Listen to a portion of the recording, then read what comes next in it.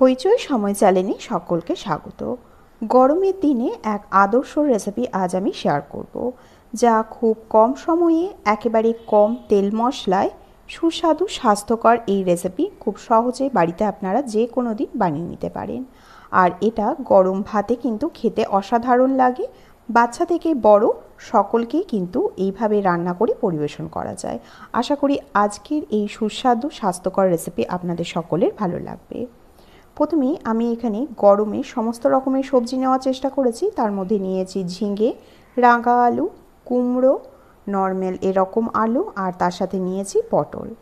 সব সবজিগুলোকে আমি এখানে লম্বা লম্বা করে কেটে নিয়েছি। আপনারা চাইলে কিন্তু এখানে পেঁপেও দিতে পারেন আর তার সাথে লাউও দিতে পারেন। এবার সব সবজিগুলোকে আমি সেদ্ধ করে নেব, তাই সবজিগুলোকে আমি এখন সাইডে রেখে দিচ্ছি। একটা গ্যাসের মধ্যে কড়াই বসিয়ে দিয়েছি। সবজিটা সেদ্ধ করতে হবে, তাই জলের পরিমাণটা এখানে একটু বেশি প্রয়োজন হবে। তাই একেবারে সব জলটা আমি দিয়ে দিলাম। এই রান্নাতে কিন্তু একবারে প্রথমেই জলটাকে ব্যবহার করে নিতে হবে, বারে বারে জল দেবেন না, তাহলে স্বাদটা সম্পূর্ণ আলাদা হয়ে যাবে। দিয়ে দিলাম নুন 1 চামচ পরিমাণে, আর দিয়ে দিলাম এখানে 3টে লঙ্কা এইভাবে বেটে রেখেছিলাম সেই লঙ্কা বাটাটা।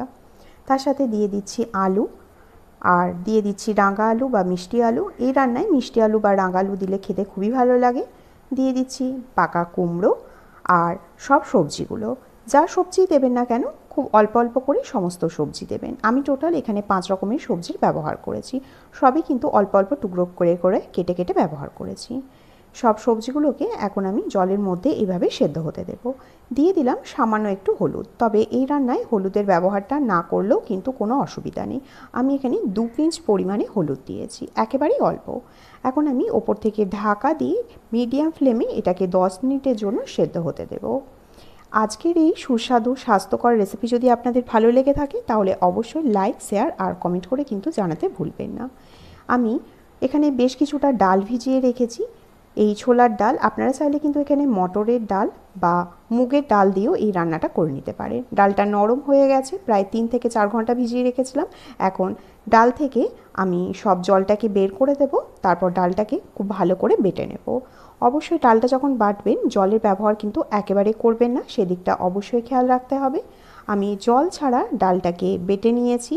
আশা করি ডালের বাটাটা দেখেই বুঝতে পারছেন ডালের বাটাটা ঠিক কতটা ঘনত্বের আছে। এই রান্নাতে কিন্তু কোনো রকমভাবে কোনো মশলার ব্যবহার করব না। এদিকে আমার 10 মিনিট হয়ে গেছে গ্যাসের ফ্লেমটাকে মিডিয়ামে রেখে ফোটানো, আর সবজিগুলো আমার মোটামুটি 50% মতন সেদ্ধ হয়ে গেছে। এটা খেতে খুবই সুস্বাদু হয়, আর খাওয়া কিন্তু শরীরের পক্ষে খুবই উপকারী। আমার সবজিটা মোটামুটি সেদ্ধ হয়েছে। এখন আমি গ্যাসের ফ্লেমটাকে হাই করে ওপর থেকে ঢাকাটা খুলে দিয়ে আরও 2 মিনিটের জন্য এইভাবে ফুটিয়ে নেব। এখন কিন্তু ওপর থেকে আর আমি ঢাকা দিচ্ছি না। আমার 2 মিনিটের মতন হাই ফ্লেমে ফোটানো হয়ে গেছে। এবার টোটালি আমি গ্যাসের ফ্লেমটাকে একেবারে লো করে নিয়েছি। এখন আমি এক এক করে এইভাবে বড়া ওপর থেকে দিয়ে দিচ্ছি। তবে এই ডাল বাটার মধ্যে আমি কিন্তু কোনো রকম নুন বা কোনো হলুদ, মশলার গুঁড়ো কিছুই কিন্তু ব্যবহার করিনি। খুব ছোট্ট ছোট্ট করে আমি এই বড়াগুলোকে দিয়ে দিচ্ছি। তবে একেবারে খুব বেশি গিজি গিজি করে বড়া দেওয়ার প্রয়োজন নেই।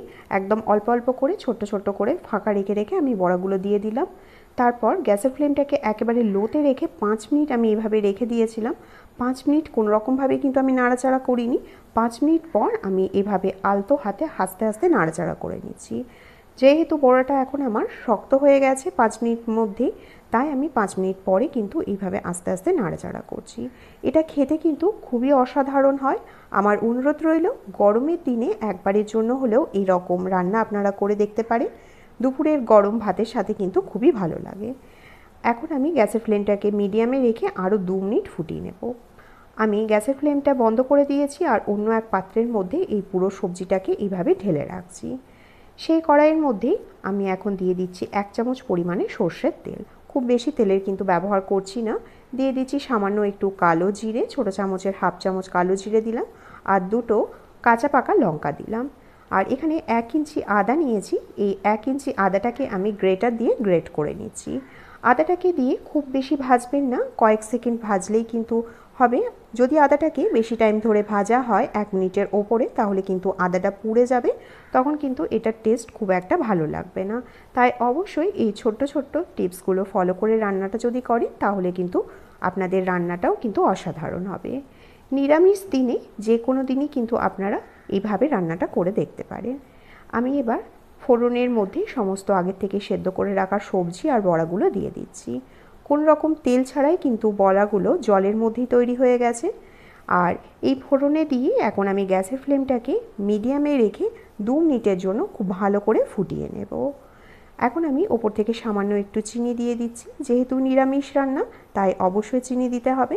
ওপর থেকে সামান্য একটু চিনি দিয়ে আবারও খুব ভালো করে মিশিয়ে নিলাম।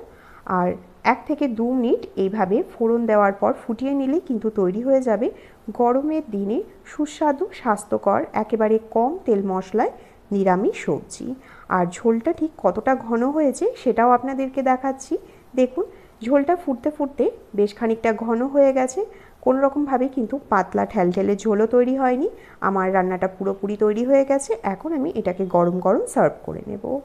আমার অনুরোধ রইল, এই গরমের দিনে কম তেল মশলা জাতীয় যদি কোনো সবজি খেতে আপনাদের ইচ্ছে যায় তাহলে অবশ্যই একবারের জন্য হলেও বাড়িতে থাকা নানান সবজি দিয়ে এরকম পুষ্টিকর এবং স্বাস্থ্যকর এই নিরামিষ সবজি আপনারা বানিয়ে দেখতে পারেন। বাড়ির ছোট থেকে বড় সকলেরই কিন্তু খুবই ভালো লাগবে। আজকের এই গরমের দিনে নিরামিষ সবজিটা কেমন লেগেছে আপনাদের অবশ্যই কিন্তু আমাকে কমেন্ট করে জানাতে ভুলবেন না। আর নতুন হয়ে থাকলে অবশ্যই চ্যানেলটিকে সাবস্ক্রাইব করে নেওয়ারও অনুরোধ রইল। আর পাশে থাকা বেল আইকনটিকেও প্রেস করে রাখবেন, তাহলে খুব সহজেই নিত্য নতুন রেসিপি আপনাদের কাছে পৌঁছে যাবে। ভালো থাকবেন, সুস্থ থাকবেন। অসংখ্য ধন্যবাদ।